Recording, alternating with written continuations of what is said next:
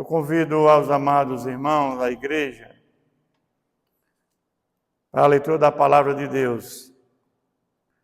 Nós vamos fazer a leitura de 2 textos bíblicos, que está no livro de Êxodo e na carta de Paulo aos Filipenses. Vamos ler Êxodo capítulo 3, versículos 6 ao versículo 15. Êxodo capítulo 6, versículos 6 ao 15.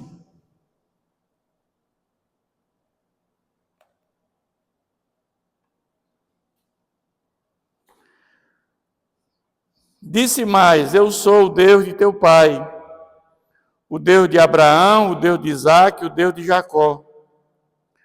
Moisés escondeu o rosto porque temeu olhar para Deus. Disse ainda o Senhor: certamente vi a aflição do meu povo, que está no Egito, e ouvi o seu clamor por causa dos seus exatores. Conheço-lhe o sofrimento.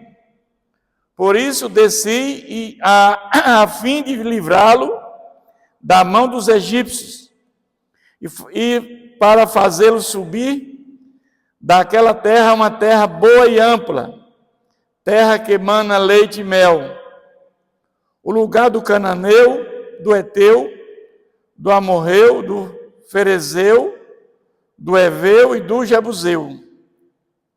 Pois o clamor dos filhos de Israel chegou até mim, e também vejo a opressão com que os egípcios os estão oprimindo. Vem agora e eu te enviarei a Faraó, para que tires o meu povo, os filhos de Israel, do Egito. Então disse Moisés a Deus: quem sou eu para ir a Faraó e tirar do Egito os filhos de Israel? Deus lhe respondeu: eu serei contigo, e esse sinal será de que eu te enviarei. Depois de haveres tirado o povo do Egito, servireis a Deus neste monte. Disse Moisés a Deus: eis que quando eu vier aos filhos de Israel e lhes disser: o Deus de vossos pais me enviou a vós outros, e eles me perguntarem: qual é o seu nome? Que lhes direi? Disse Deus a Moisés: eu sou o que sou. Disse mais: assim dirás aos filhos de Israel: eu sou, me enviou a vós outros. Disse Deus mais a Moisés: assim dirás aos filhos de Israel: o Senhor, o Deus de vossos pais, o Deus de Abraão, o Deus de Isaque, o Deus de Jacó, me enviou a vós outros. Este é o meu nome, eternamente. E assim serei lembrado de geração em geração. Agora nós vamos fazer a leitura que está na Epístola de Paulo aos Filipenses, capítulo 2, versículo 5 ao versículo 11. Filipenses, capítulo 2, versículo 5 ao versículo 11.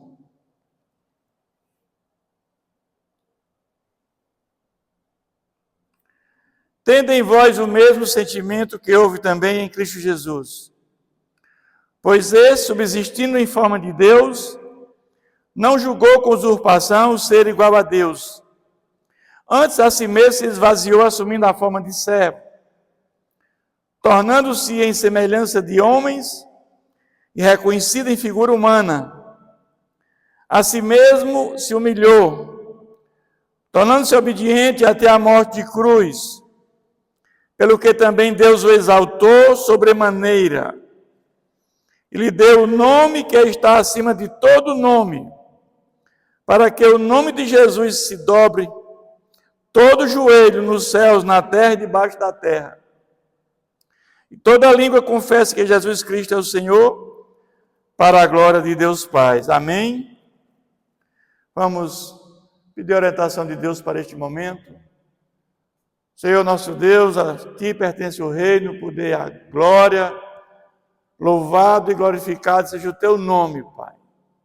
Pedimos agora, Senhor, que o Teu Santo Espírito venha nos conduzir neste momento, Senhor, para a pregação da Tua palavra, e que essa palavra venha cada vez mais edificar a nossa vida, Senhor, para o nosso crescimento espiritual.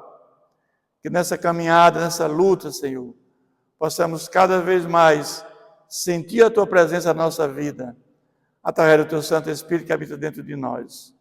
Oramos em nome de Jesus. Amém. Meus irmãos, à luz desses dois textos bíblicos, eu quero trazer a seguinte mensagem para a igreja. Moisés e Jesus, libertadores com destinos diferentes.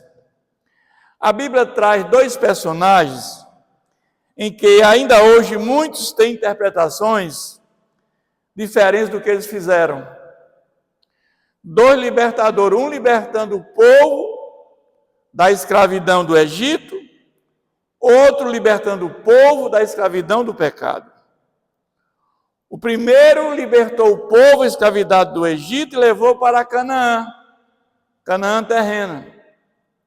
E o segundo libertou muitos da escravidão do pecado e levou para a Canaã celestial. Alguns afirmam que o primeiro é maior que o segundo, mas o segundo foi quem criou o primeiro. Ou seja, o segundo criou o primeiro. Se a obra redentora do segundo, não haveria salvação para a humanidade. Todos nós estávamos fadados à morte eterna. Estamos falando de Moisés e Jesus. Judeus entendem que Moisés é maior do que Jesus. Mas quando nós lemos a carta aos Hebreus, que veio para dirimir essas inconsistências, pois o primeiro Moisés foi criado pelo segundo, ou seja, o Criador é maior do que a criatura. O segundo, Jesus, veio para nos religar com Deus.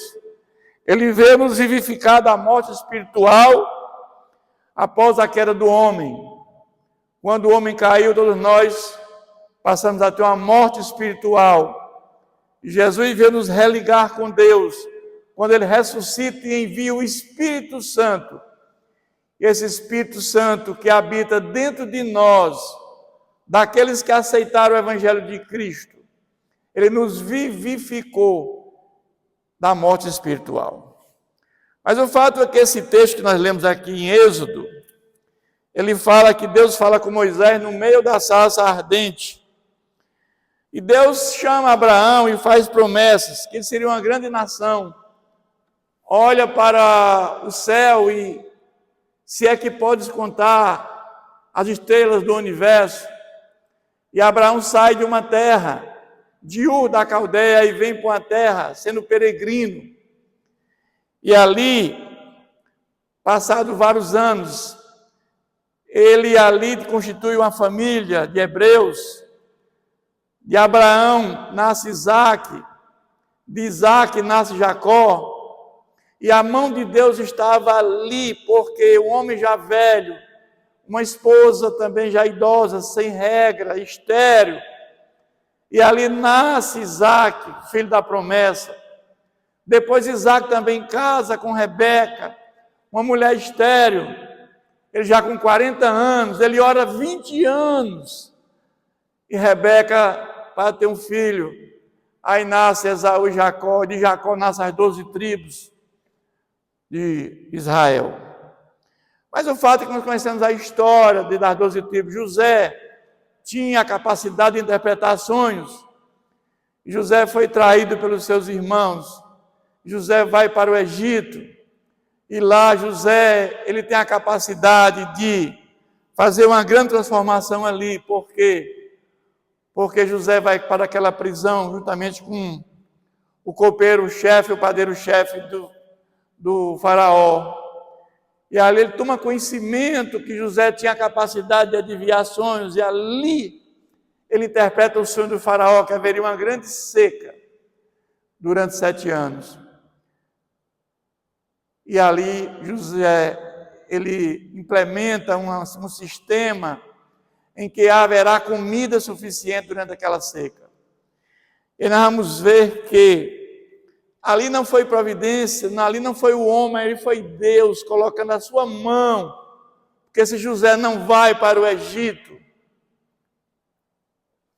ninguém se salvaria ali. Todos morreriam de fome, porque a fome assolaria toda aquela região e região circunvizinha. Nós vamos ver que José diz: Deus me enviou adiante de vós para conservar a vossa sucessão na terra e para vos preservar a vida por um grande livramento. Assim não foste vós que me enviaste para cá, e sim Deus, que me pôs por pai de Faraó e senhor de toda a sua casa, e como governador de toda a terra do Egito. Então aqui mostra que foi Deus, na sua providência, Ele, pela sua presciência, Deus sabe tudo, Ele já planejou tudo para que a nação dos hebreus escapasse daquela grande seca. Mas o fato é que depois daquela grande seca, o povo hebreu, ou seja, o seu pai, a sua mãe, os irmãos, e toda a família de Jacó, 70 pessoas, diante daquela grande seca, eles vão para o Egito. E esse povo ali, ele permanece por 430 anos. Mas o fato é que o José, governador, e perdeu o prestígio com a morte de Faraó. E ali o povo começa a ficar escravizado, né? Mas Deus tinha dito a Abraão que eles seriam peregrinos em terra alheia por 430 anos. Deus já tinha falado isso a Abraão. Mas o fato é que Deus ouviu a aflição, o sofrimento e o clamor do seu povo. E aí Deus levanta um libertador, que é Moisés, para libertar o povo da escravidão. As ordens de Deus não são cumpridas por Faraó. E o castigo sobreveio de forma contundente sobre aquele Faraó. Mas o fato é que, quando Moisés se encontra com Faraó, o povo reclama de Moisés, após falar com Faraó, que tudo estava piorando. Ou seja, aquele sacrifício imposto aos hebreus estava cada vez mais sendo mais forte. Mas o fato é que Deus, na sua soberania, Ele sabia como livrar aquele povo, mandando pragas. E o fato é que quando o povo sai do Egito, entra 70 pessoas, e ali saem milhões, em torno de, estimadamente, 2 milhões de pessoas. E ali, ao longo da caminhada, nós vamos ver a manifestação visível do poder de Deus. Deus abrindo o mar vermelho, mandando maná, água da rocha. Milagres aconteceram ali. E Deus manda construir um tabernáculo móvel ali no deserto para servi-lo, porque ali a cultura do Egito era pagã. E naquele tabernáculo móvel ali é onde se fazia a expiação. Uma vez por ano, o sumo sacerdote entrava no Santo dos Santos, e tivemos ali o primeiro sumo sacerdote, que foi Arão, irmão de Moisés. E ali no Santo dos Santos, onde ficava a arca, era a habitação de Deus. Tudo isso já levava para um outro libertador que viria, né? Porque ali o sumo sacerdote entrava com sangue do bode para colocar na tampa da arca, que era o propiciatório. Mas sabemos que sangue de boi e de bode não tira pecado de ninguém. Então Moisés leva o povo para Canaã, numa terra que mana leite e mel. Mas o fato é que ele não consegue entrar naquela terra. E seu sucessor Josué é que entra. E o fato é que depois eles celebram a Páscoa, e logo em seguida a festa dos pães asmos. Por quê? Porque eles saíram tão apressadamente do Egito, que não houve tempo de fermentar o pão. Daí dizer que a festa dos pães asmos, pães sem fermento, porque não houve tempo suficiente para fermentar aquele pão.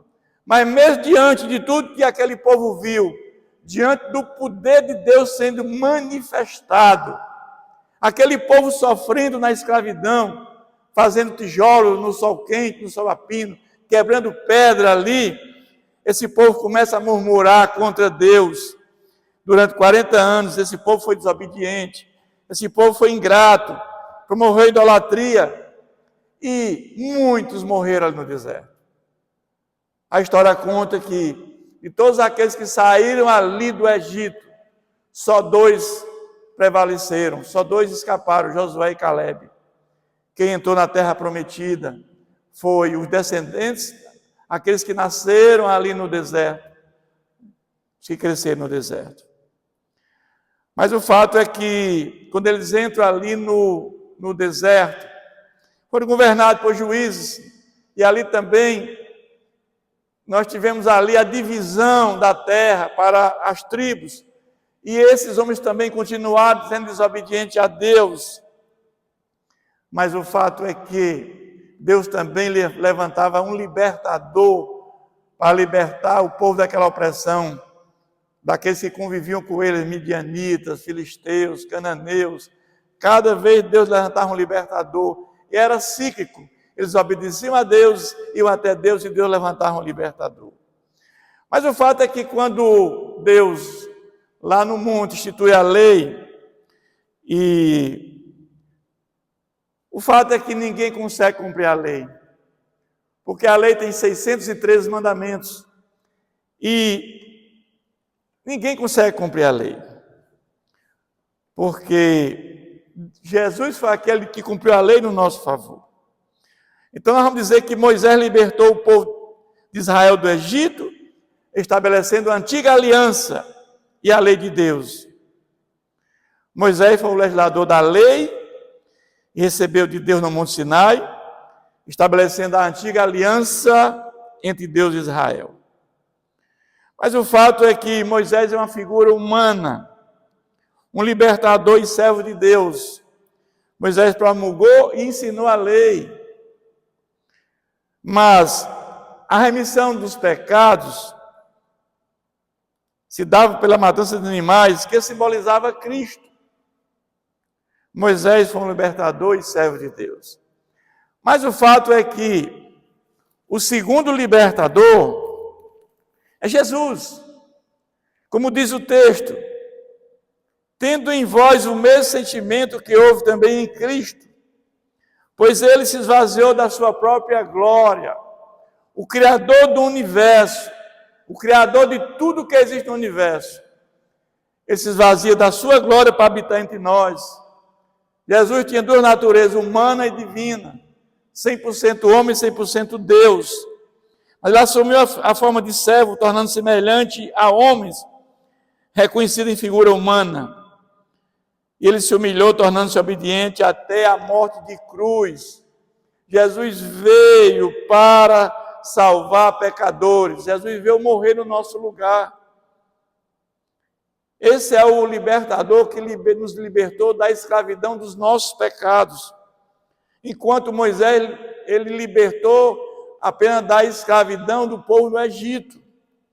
E ele vai dizer, para que o seu nome se dobre, para que ao nome de Jesus se dobre todo o joelho dos céus, na terra e debaixo da terra. Vamos ver que Deus se revela em que situação? Na criação, quando olhamos esse universo criado por Deus, gigantesco, 93 bilhões de anos-luz, com essa perfeição toda, sol, lua, estrelas, terra inclinada, as distâncias totalmente padronizadas, porque se não tivesse uma distância exata, não teria vida. Deus prepara a terra para que houvesse vida. Mas a segunda revelação de Deus é a palavra de Deus. A palavra de Deus revela Deus. E Deus se revela através de Jesus, por último. E esse último, que é a pessoa de Jesus, para a libertação dos pecados da humanidade. Jesus veio morrer por nós, salvar pecadores. E todos aqueles que entenderem e aceitarem a mensagem salvífica de Jesus terão vida eterna. A salvação se dá pela fé em Jesus, não há outro caminho para a salvação fora de Jesus. Mas o fato, enquanto Moisés leva o povo para Canaã terrena, Jesus nos leva para Canaã celestial. Jesus leva o povo salvo, quando ele voltar pela segunda vez, para morar no novo céu e na nova terra. E aqueles que já morrem em Cristo, a sua alma já entra em gozo no altar de Deus, no paraíso. No novo céu e na nova terra não existe mais a presença do pecado. Jesus é o sumo sacerdote maior do que todos, porque ele derramou o seu próprio sangue para a remissão dos nossos pecados. Enquanto os somos sacerdotes, Arão e os demais, que foram 85 somos sacerdotes, levavam o sangue de bode para colocar na tampa da arca, para a apropriação dos pecados dele e da humanidade, Jesus, ele derramou o seu próprio sangue em nosso favor para a remissão do nosso pecado. Então, Jesus, ele é o mediador da nova aliança, o salvador da humanidade, cuja morte e ressurreição oferece perdão dos pecados e salvação através da fé, não apenas de obediência da lei. Jesus é o Filho de Deus e a personificação divina, cumprindo a lei em vez de apenas promulgá-la. Jesus cumpre a lei no nosso lugar, em nosso favor na cruz, porque ninguém é capaz de cumprir os mandamentos que existem na lei, porque há subjetividade, e essa subjetividade que está na nossa mente, só Deus conhece a mente do homem. Então Jesus, ele é o salvador da humanidade, ele é o mediador da nova aliança. Ele não veio para abolir a lei, mas para cumpri-la plenamente, o que se refletiu em sua vida sem pecado. Se Jesus não vem e não morre em nosso favor, todos nós estávamos fadados à morte eterna. Nenhum outro naquela cruz salvaria a humanidade, porque Jesus é o único que nasceu de mulher que não pecou. É o único. Então só ele nos salvaria.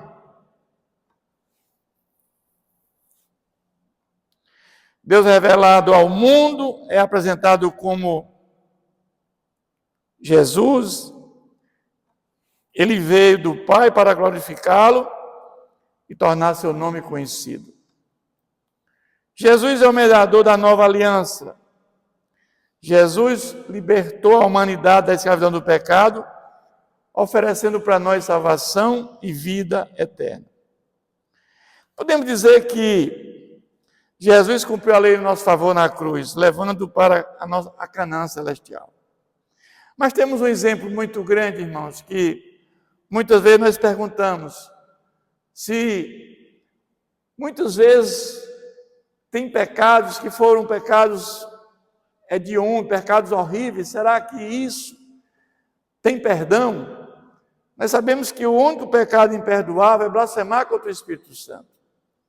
É quando você atribui uma obra feita pelo Espírito Santo a Satanás. Mas tem um texto na Bíblia, quando Paulo escreve aquele jovem pastor Timóteo, pastor de Éfeso, ele faz uma coisa muito interessante para nós. Ele diz: fiel é a palavra e digna toda a aceitação que Cristo Jesus veio ao mundo para salvar os pecadores, dos quais eu sou o principal, mas por esta razão me foi concedida misericórdia, para que em mim o principal evidenciar Jesus Cristo, a sua completa longanimidade, e servisse eu de modelo, e quantos hão de crer nele para a vida eterna. Olha o que Paulo fala aqui. Ele é o pior dos pecadores, ele massacrou o povo de Deus, os do caminho, aqueles que colocaram a fé em Jesus. Ele participou da morte de Estevão. Ele ia para Damasco para perseguir o povo de Deus. Ele teve encontro com Jesus. E quando nós temos um encontro com nosso Deus, a nossa vida muda. Nós somos as mesmas pessoas, não voltamos mais pelo mesmo caminho. Mas ele diz que ele é o pior dos pecadores, mas ali ele é modelo. Porque se ele, como o pior pecador da história, ele encontrou misericórdia de Deus, então todos também encontraremos misericórdia. A misericórdia de Deus é não fazer aquilo que merecemos. Porque o que merecemos é a justiça, é fazer o que merecemos. E a misericórdia de Deus se contrapõe à justiça de Deus. Mas eu quero concluir esta mensagem dizendo que Jesus é a encarnação divina do Filho de Deus. Não existem pessoas fracassadas para Deus, pois Ele acredita em nós. Muitos acham que eu sou um fracassado, não tenho jeito, não tenho mais esperança. Mas Deus diz, Ele coloca a mão e diz, eu mudo a sua história. Coloca a sua fé em Jesus Cristo, que Ele muda a sua história. Eu não acredito no cristianismo separado, pessoas desigrejadas. Eu acredito em cristianismo de comunidade, onde existe junção de forças, onde há entre os irmãos uma aglutinação. A palavra de Deus é verdadeira, é quem nos sustenta, nos prepara para vencer as tribulações. É a palavra de Deus que tem que ser estudada, essa palavra que nos fortalece, que ilumina a nossa mente, a nossa alma, o nosso coração, para que nós possamos nessa caminhada ter força, ter coragem, juntamente com o Espírito Santo nos guiando, num processo de santificação, para chegarmos ao fim da jornada em Cristo Jesus. Mas eu quero dizer que sem estudo doutrinário, sem saber a verdade que Jesus ensinou, é um caminho natural para apostatar da fé. Quem não conhece a doutrina está na escuridão. Muitos não leem a Bíblia, não estudam a Bíblia, e apenas escutam doutrinas totalmente fora do contexto. Esse é um problema muito grande que acontece hoje. Muitos ficam pulando de igreja em igreja, irmãos, e normalmente não têm a consciência qual é a verdadeira palavra de Deus. Mas o que eu tenho a dizer é que procure seu pastor para tirar dúvidas, expor suas dificuldades, pedir aconselhamento pastoral, pois para isso é que Deus nos consagrou. Que seja uma palavra verdadeira para que haja crescimento, para que haja maturidade espiritual. Isso é que esse texto nos ensina. Jesus veio para isso, para nos religar com Deus, para nos trazer salvação e vida eterna. Deus continue nos abençoando sempre. Eu convido aos amados irmãos para curvar sua cabeça, fechar seus olhos. Vamos mais uma vez agradecer a Deus por este momento. Senhor, nosso Deus, nosso Pai, a nossa gratidão, Senhor, por esta palavra, Senhor, por saber que o Senhor mandou seu Filho Jesus para nos religar com o Pai, para trazer salvação e vida eterna para todos aqueles que colocam a fé em Jesus Cristo. E aqueles, Senhor, que ouvir a Tua palavra, Pai, e tiver a mente iluminada, e for convencido pelo Teu Santo Espírito, Pai, depois da regeneração e justificado por Deus Pai, terão uma caminhada de santificação. E aqueles que morrerem em Cristo terão salvação e vida eterna. Não tem nada igual a isso. Que aqueles que vão ouvir essa mensagem, Pai, possa ser internalizada por muitos, para que também gozem do privilégio que nós tivemos um dia, que é ser alcançado pela graça e as misericórdias do Senhor Jesus. É assim que oramos em nome de Jesus. Amém.